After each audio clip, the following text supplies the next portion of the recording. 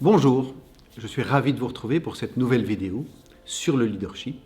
Et le sujet de ce jour, c'est comment passer de la position de chef à celle de leader. Alors pourquoi j'aborde ce sujet-là? Parce qu'aujourd'hui, vous avez certainement entendu parler des entreprises libérées, des organisations plates, etc. Je dois avouer que je ne suis pas un grand apôtre des entreprises libérées.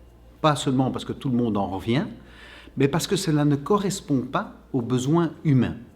Pour ceux qui connaissent la pyramide de Maslow, le premier besoin est évidemment celui de se sustenter, celui de trouver un toit, mais le deuxième besoin humain est celui de sécurité. Et pour moi, le leader a ce rôle-là principalement. Alors, ce qu'on voit depuis les 15 ans qu'on observe les organisations, c'est qu'il reste encore énormément d'équipes projets, de départements ou même d'organisations organisées sous forme pyramidale, un peu comme on dessine les organigrammes. C'est-à-dire que le chef est en haut et les collaborateurs sont en dessous du chef. Mais à cela, moi, j'ai envie de vous poser la question que je pose souvent au début de mes interventions et de mes séminaires, qui est pourquoi le leader constitue-t-il une équipe? Mais cette question est souvent suivie par un blanc, plus ou moins long, alors que la réponse est toute naturelle et que vous la connaissez. Mais on l'oublie beaucoup trop souvent. Le leader constitue une équipe simplement parce qu'il n'est pas capable d'atteindre ses objectifs tout seul. Ou sinon, il ne faudrait pas s'embêter avec toute cette complexité de relations humaines. Donc, le besoin, et je dirais même la demande faite au leader, en premier lieu, ce n'est plus d'être le chef, celui qui sait et celui qui impose son point de vue, mais c'est d'être un leader en soutien, celui qui sécurise l'environnement et celui qui aide à valider les décisions prises par l'équipe. Qu'est-ce que c'est valider les décisions? Et ce n'est pas une petite responsabilité, que du contraire, c'est celui de s'assurer qu'il y a les moyens humains et financiers pour faire de cette décision une réalisation. Et c'est ce qui se passe beaucoup trop peu dans les entreprises. Si vous voulez visualiser la position du leader par rapport au chef, elle est très simple. Et je vous suggère même de la dessiner et peut-être de l'afficher dans votre bureau ou dans vos salles de réunion. La position du chef, elle est facile à retenir, elle est au-dessus de la pyramide. Et c'est lui qui impose sa vision, c'est ce qu'on appelle souvent d'ailleurs une vision pilule. Les gens n'ont qu'à l'accepter et l'avaler.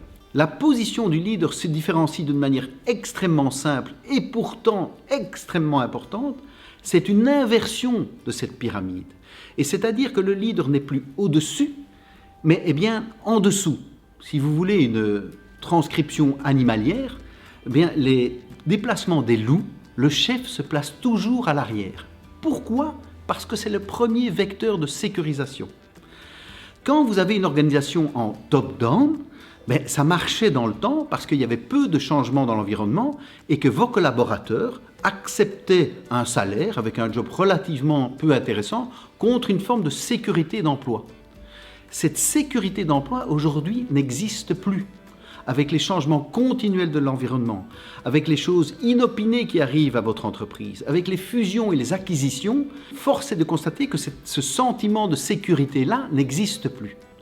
Donc, le rôle du leader est de répondre aux nouveaux besoins de vos collaborateurs. Et les nouveaux besoins qui se font jour au sein de votre organisation, vous les connaissez.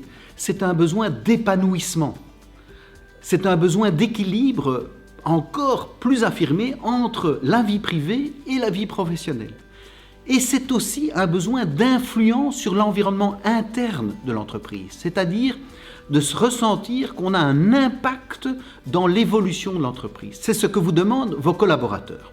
Pour illustrer cela, d'une manière extrêmement simple, j'ai envie de vous offrir la métaphore des équipes de foot.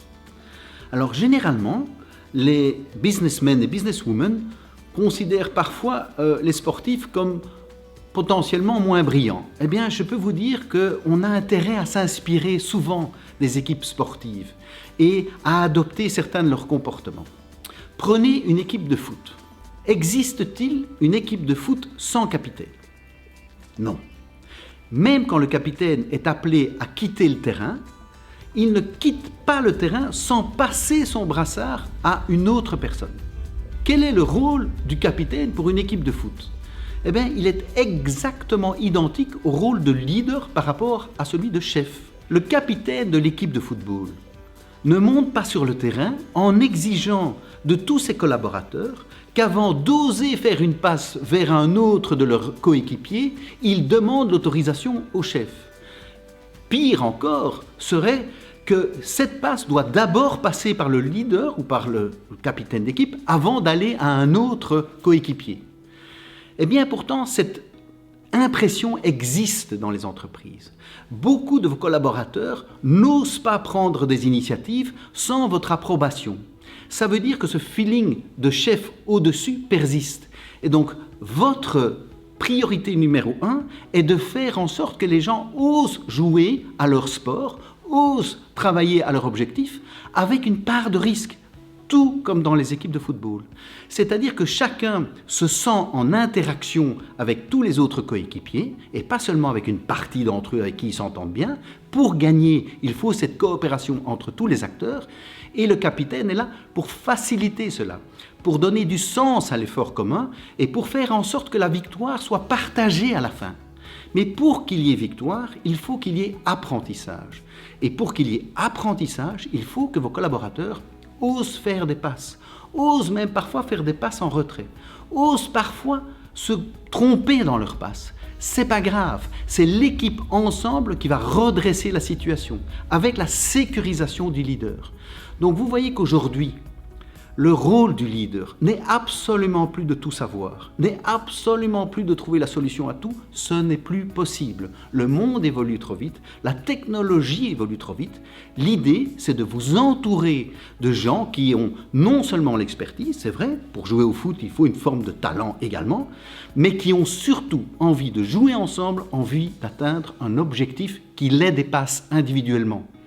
Et donc le leader est là pour relier les gens ensemble et toujours les rendre conscients de l'objectif qu'on poursuit.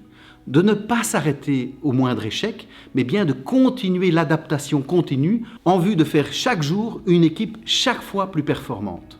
C'est cela qui va vous motiver vos troupes.